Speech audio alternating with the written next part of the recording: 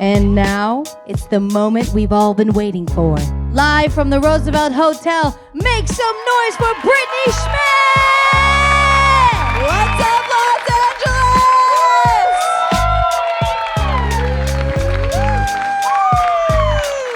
Angeles? Okay, sit down. Wow, you guys are very obedient. I just celebrated an anniversary recently. I am 1 year sober. That is how I opened my first special also, so I relapsed. But don't worry, I just smoked pot and did mushrooms and ayahuasca, so it was all plant-based. I do call it my vegan relapse. But I did have to get sober again, and it's a miracle I ever got sober in the first place because I am from Wisconsin, and they just did a survey of the 50 drunkest counties in all of the United States, and 41 of them are in Wisconsin. The map was color-coded. It was red if you were one of the drunkest counties and blue if you weren't. So Wisconsin was just red. And then there was a blue spot in the middle. And I was like, oh my God, I didn't know that we had a sober county. So I zoomed in, and it was a lake. But people are very close-minded where I'm from. Where am I from exactly? My house. My dad was a little homophobic when I was growing up, and by that I mean he was homophobic. And he told me, he was like, Brittany, homophobia saved my life. And I was like, I'm gonna need more information. He said he was at a bar, and a guy came up to him and grabbed his ass, and instead of him being open to his sexual journey, he punched him in the throat. And then 2 weeks later, my dad's friends called him, and they were like, Charlie, turn on the TV. The guy you punched in the throat is on TV. And my dad turned on the TV, and it was Jeffrey Dahmer. Maybe that's not a joke. Maybe that's just a story about how my dad's cooler than your dad. And he's out there doing the Lord's work. Like, we know Jeffy for his 17 kills, but we don't know how many rednecks cold-cocked him in the fucking neck. So after my dad told me that story, I was like, Dad, what were you doing in a gay bar?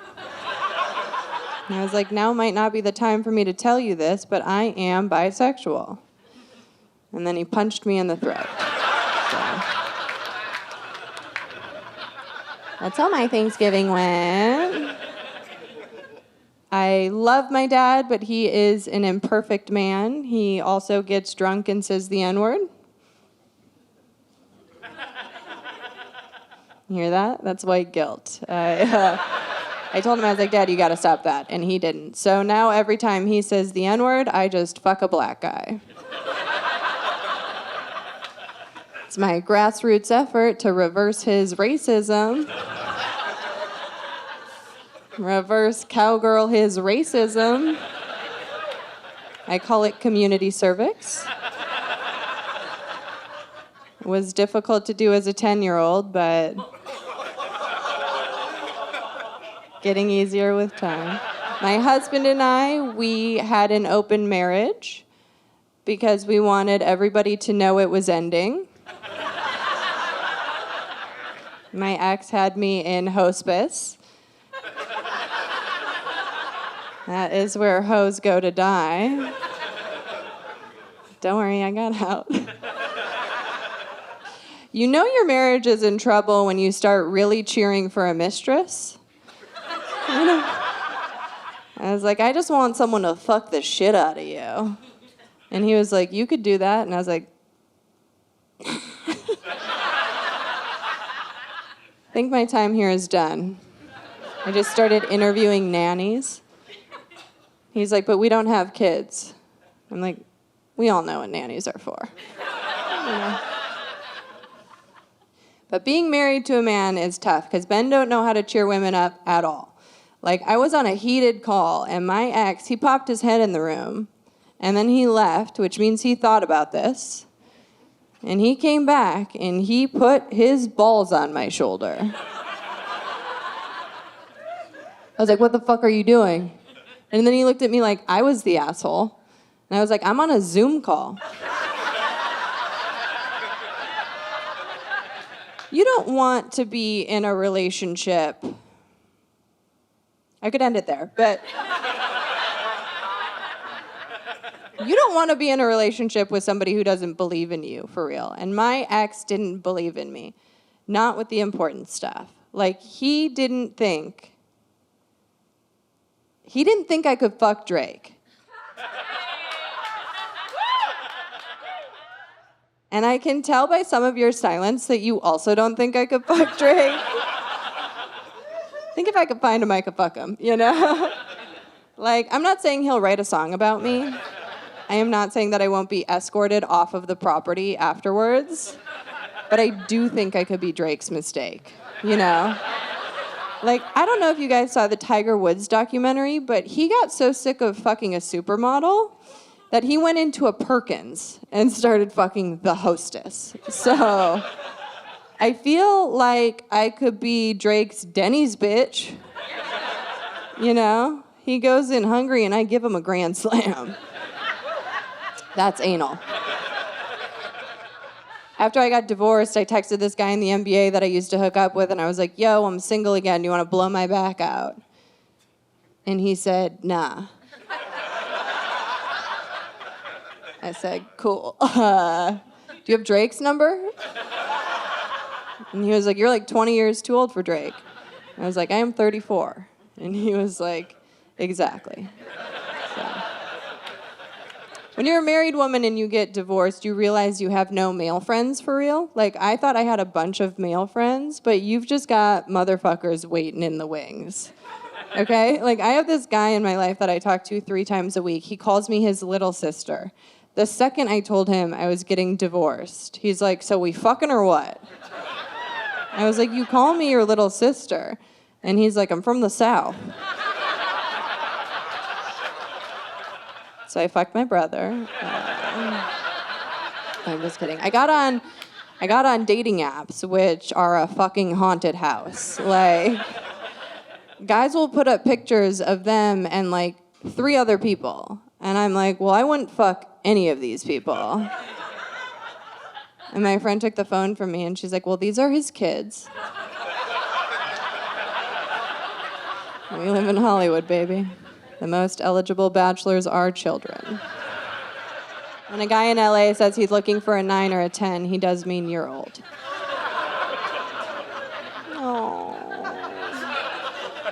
No, guys will ask very stupid questions on dates, too. I had a guy the other day ask me for my body count. And for those of you who don't know what that is, it's how many people you've slept with. And I was like, ballpark? And he was like, sure, ballpark. And I was like,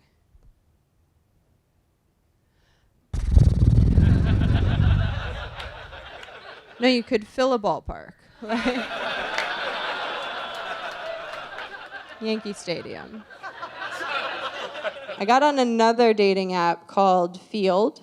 And this app was positioned to me by my friend. It's a sex-positive kink app. And my friend told me it was the most honest dating experience she's ever had because guys just put what they're into in the bedroom on their profile. There's no hidden agenda. So I got on Field, and what I learned very quickly is that I love a hidden agenda. Hide your agendas, you sick freaks. I got on there thinking I'm a pretty freaky girl, and as I started scrolling, I was like, I might be a virgin. I don't know if I've had sex for real. Like, the first guy I matched with, he was submissive, and I didn't know what that meant. So I was like, what are you into? And he sent me an illustration of a woman fisting a man. And for the first time in my life, I was like, could you warm me up with a dick pic? This This is insane behavior. And then the next guy I matched with, he was dominant. And I was like, what are you into? And he's like, I want to hit you so hard you go back into your mom. I was like, well, that's just going to be me flying into a pile of ashes. Hopefully you're into Santa falling down the chimney, because that bitch is dead. He unmatched me. And I will say this, I was out of the game for 8 years, and I feel like dating now is like interviewing to work at Google. There are so many rounds, right? Like there's like FaceTime, in person, and then right when you think you got the job, some diversity candidate just comes in. It's like some Puerto Rican chick I'd also rather be fucking. But the third guy that I matched with on Field, he insisted that we FaceTime. So I was like, fine, whatever. We get on FaceTime, and he's like, I'm Switch. And I was like, I'm Brittany. And he's like, no, I'm Switch, which means sometimes I'm dominant and sometimes I'm submissive. So sometimes I'm going to want to chain you up and whip you, and sometimes I'm going to need you to peg me. And I was like, call me old-fashioned. But what happened to, like, what kind of music do you listen to? I was like, okay, let's break this down and start with the pegging, obviously. And he was like, my ex-wife was sexually suppressive, so she refused to peg me. And I was like, you poor thing. Could I have her number?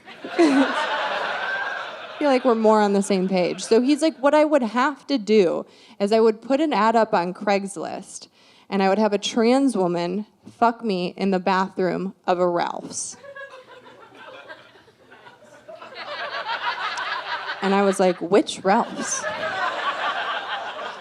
So I can never shop there again. And then the chaining up and the whipping. I'm like, do you know how much I would have to trust somebody to let them chain me up? Like, not very much, but you've got to be loaded, you know? Like, billionaire with the B, and then I don't care if you chain me to your private jet, put me on the propeller, I will go out in style. But we're on FaceTime, and I see his place, and I'm like, is that a white fridge?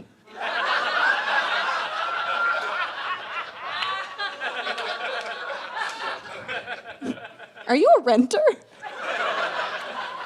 Are you gonna chain me to the fridge and then I'm on the hook for rent next month? Like, what am I submitting to here, poverty? No, thank you. So I got off the apps and I went and I found some dick in the wild. And I found a 22-year-old. And I am 12 years older than him, and that is brave to admit in this town because it's frowned upon. Not fucking kids, that's fine, but being over the age of 30. But he did something that I will never forget. When we were hooking up, he started circling my labia like an old man polishing his glasses. I was waiting for him to be like, He was just going around the perimeter doing nothing, like cops at a school shooting.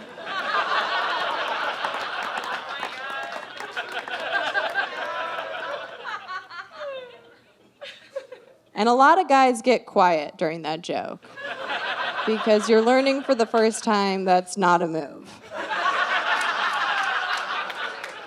That's not a move. Like, most guys don't know there's 3 ways to make us come, which is clitoral stimulation, penetration, and then leaving the fucking room and giving us our vibrator back. We don't need y'all for real. But I was thinking about it. I was like, I could tell him that he's doing this wrong and change my life right now and everybody's life who comes after me. But I was like, nah. I'm not gonna, because women, we never say anything, but men would never let you fuck up. Like, women, if you think back to the first time you gave head and you heard it was a blowjob, and you're down there like, he's like, you don't actually blow on it. And I'm like, okay, I'll get it better next time, Uncle Ted.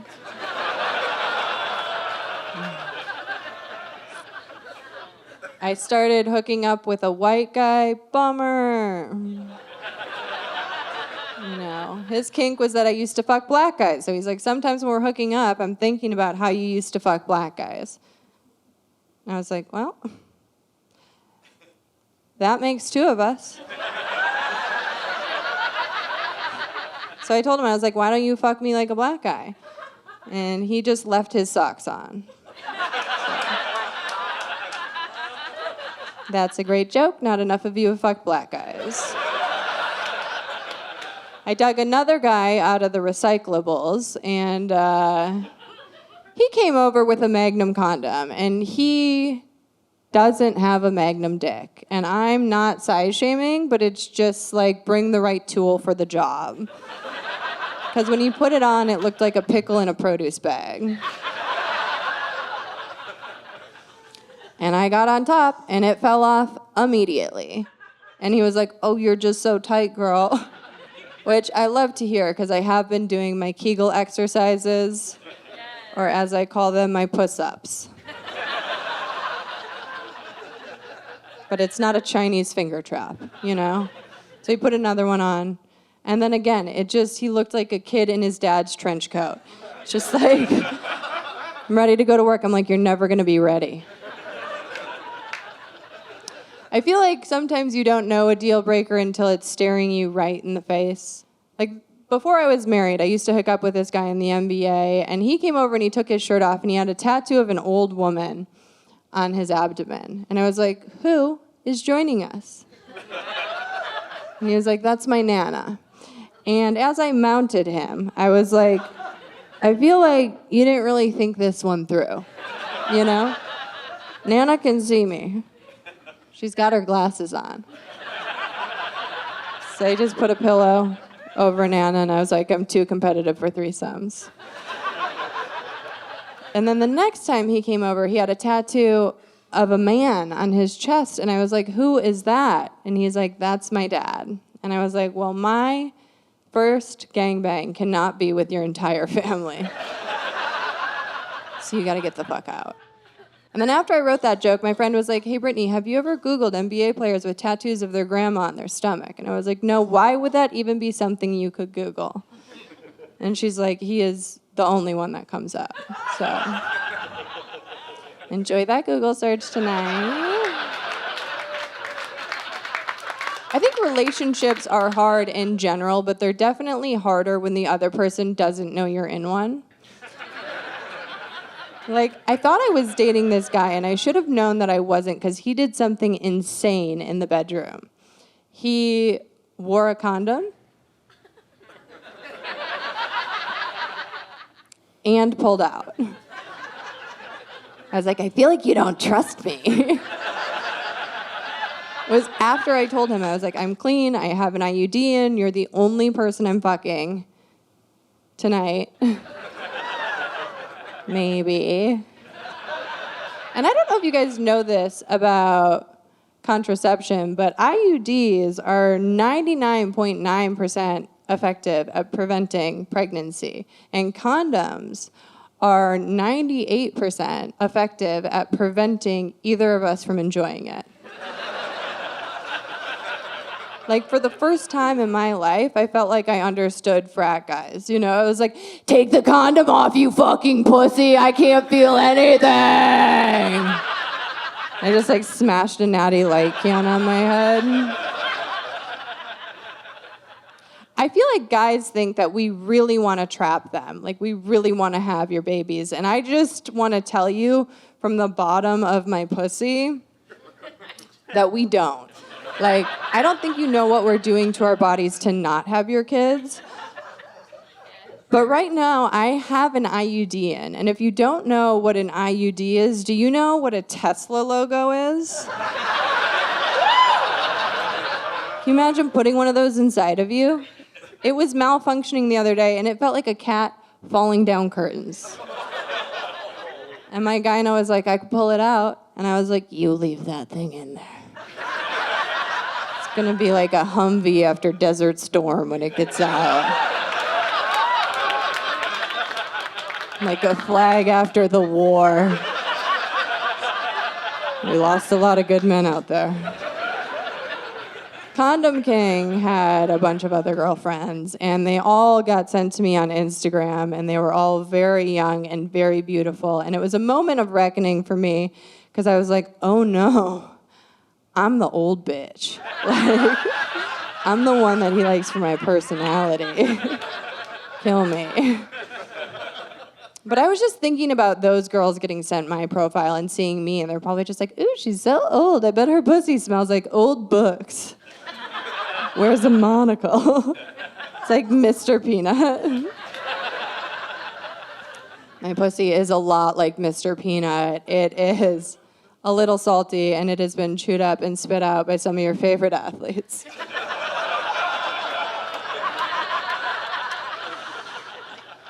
Condom King was a mama's boy, and I have a theory that mama's boys are the worst cheaters because they act like they respect women, but they don't. They just respect one woman, and it's their mom.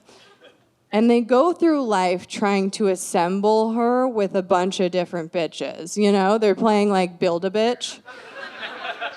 They're like, this one wears paisley, this one goes to church on Sunday, this one lets me suck on her titties. I'm like, I'm the one that's gonna fuck your dad.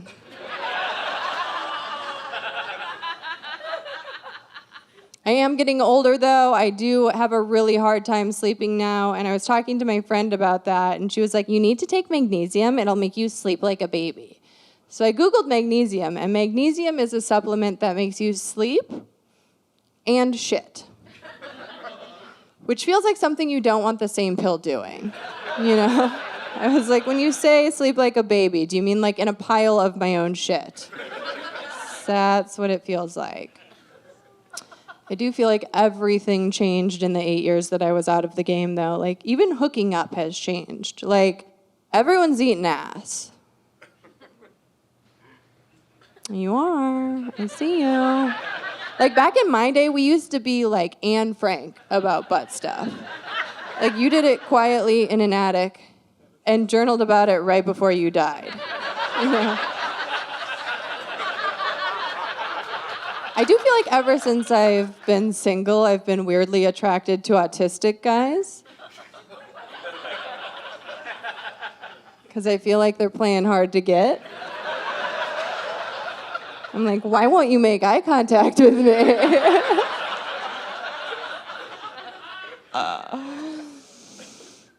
No, it is dangerous being a single woman out there. So I do carry pepper spray in my bag. And I don't know if you guys know this about pepper spray, but if you spray it and the wind is in your face, it just renders you more helpless. So always rape with the wind at your back.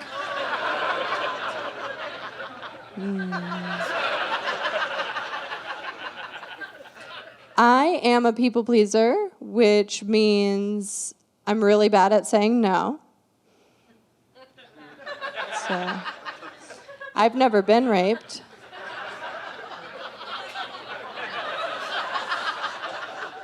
I'm just kidding, you guys. This is a comedy show. These are jokes. I've obviously been raped. A lot of you guys hated that joke. But I promise you didn't hate it as much as I hated getting raped, so. All right, I guess I have to warn you, this is the part of the show where it gets really dark, so stop being fucking pussies.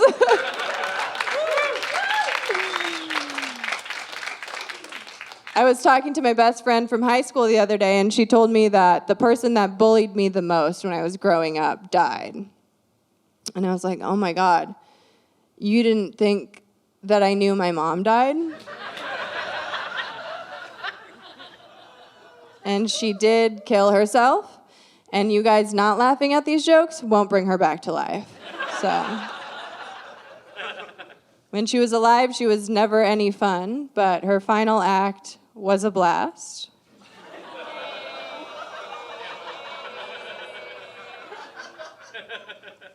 She would always start projects and not finish them, so I do think when she killed herself, we really overlooked the accomplishment of her finally sticking to her guns. These jokes are for 4 of you. The rest of you, congrats on your nice childhood. You guys are getting tight because you might be thinking about your mom dying, who could be a really nice lady. But I am here to tell you that assholes die too. People came to my mom's funeral and they're like, your mom was fierce. I'm like, Beyonce is fierce. My mom was a cunt. Why do you think I'm here on Zoom? When you lose someone to suicide, you realize there are no great greeting cards for it. So I want to start a new card company called Suicidal Sympathies. The slogan's going to be like, the only way to get through the darkness is to make light of it. And the cards are going to say stuff like this. Hang in there. They went out with a bang. Slit happens. A lot of you guys hate this, but I think it's a pretty killer idea.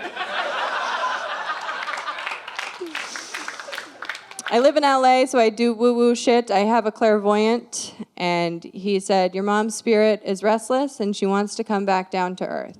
So in 3 years, you're going to get pregnant, and she's going to reincarnate as your child. And I was like, okay.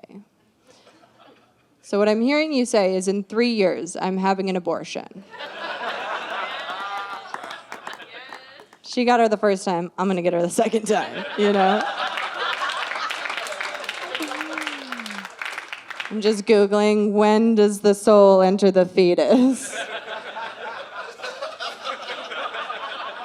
Gotta hit her with a kill shot. When I was young, my mom was obsessed with being the hottest mom. She had big fake tits and an eating disorder. And she would send my sister and I to school with Slim Fast shakes in a brown paper bag as our lunch. That was our whole lunch. And then she had the audacity to get mad at me when I became an alcoholic. I was like, bitch, I've been training my whole life for this. And anytime you tell anyone about any type of abuse, they like to say it could have been worse. And it could have been. But I would have taken a right hook any day for a Lunchable. The good news is my mom did finally reach her goal weight when she was cremated.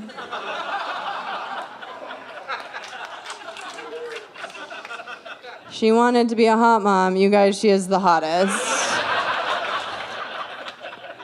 I have a guy who is removing my tattoos that is addicted to Vicodin and just got into astrology. And yeah, it's a lot. And he told me, he's like, I want to read your chart. And I was like, okay, sure. And I would imagine when you're getting into astrology, there's a code of ethics that this guy blew past because he's high on Vicodin. But I would imagine somewhere in that code of ethics, it's don't immediately tell the person how they're going to die. He looked at my chart and he was like, oh, you are going to get murdered for your money. I was like, I'm sorry, what? I'm going to have money? A murderable amount of money? And he's like, well, it doesn't specify here. It could be for like the $100 in your purse. And I was like, you need to go to rehab. You know? I don't want kids, and that's really tough for my dad because there's nothing he wants more than a grandchild. You know, he's very pro-life, and I'm very pro-my life, which doesn't include a kid. And I think the pro-life logic is interesting because they think abortion is murder, which is fine. But by that logic, our miscarriage is suicide. And I know a lot of you want me to kill that joke, but I think there's life there, and when there's life, there's hope.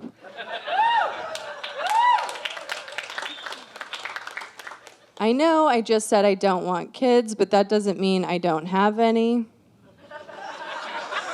Let me explain. 2012 was a rough year. I had no money, and I needed a car, and I needed LASIK.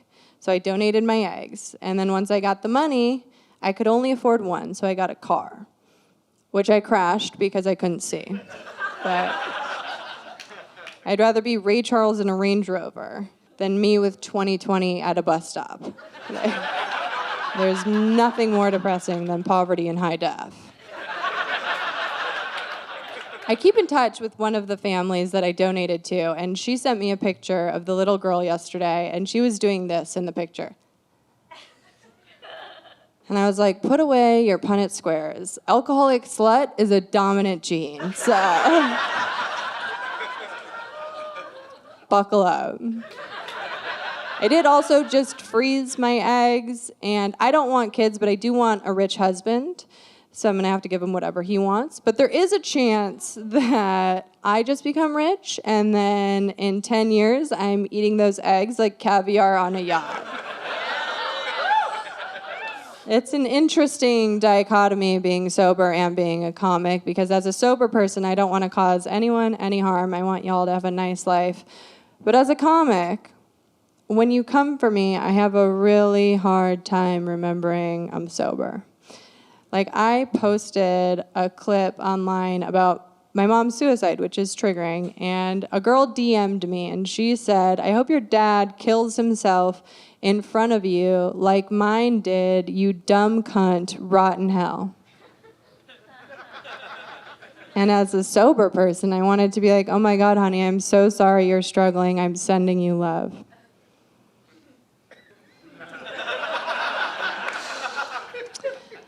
But the comic replied, and I said, I'll sit on his face when I get down there. All right, I'll leave you guys with this. This is a cautionary tale about small talk on airplanes and why you definitely shouldn't do that shit. I was on a flight the other day, and I had my headphones on, which is the international sign for don't fucking talk to me. The plane was taxiing, and I was in the window. There was an empty middle seat, a miracle. And then there was a guy in the aisle, and the guy in the aisle tapped me on the shoulder. And I was like, this plane better be on fire. And I took my headphones off, and I was like, yeah? And he said, where you headed?